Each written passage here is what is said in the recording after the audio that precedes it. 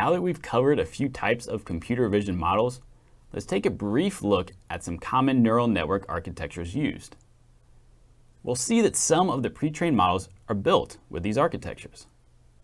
The first architecture we'll consider is the single-shot multi-box detector, or SSD.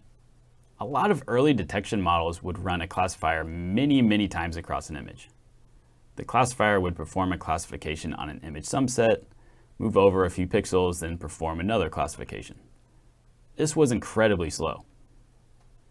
Soon, there was an idea to combine the classifier into an object detection model. SSD worked by having a set of default bounding boxes and using those boxes at different levels of the neural network, thereby using different scales of the image. The ResNet architecture is an architecture known for the use of a residual layer. This residual layer helps pass information forward by skipping in between layers, which also helps during backpropagation during training. These residual layers help avoid what's known as the vanishing gradient problem in very deep neural networks. Backpropagation over many layers tends to eventually reduce the backpropagated error to zero, making very deep networks difficult to train. The residual information held by these skip layers instead allows for these very deep networks to still train. The original paper for ResNet, in fact, itself had 152 layers.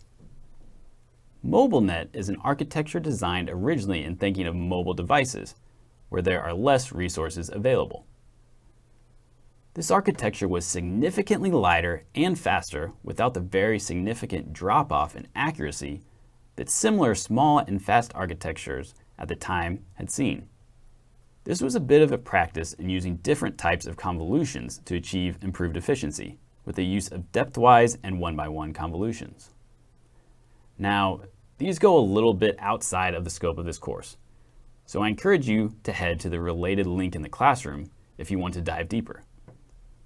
What we've looked at here are just a very small subsample of neural network architectures.